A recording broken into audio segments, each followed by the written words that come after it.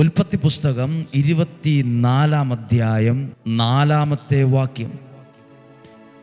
എൻ്റെ നാട്ടിൽ എൻ്റെ ചാർച്ചക്കാരുടെ അടുക്കൽ പോയി അവരിൽ നിന്ന് എൻ്റെ മകൻ ഇസഹാക്കിന് നീ ഭാര്യയെ കണ്ടുപിടിക്കണം.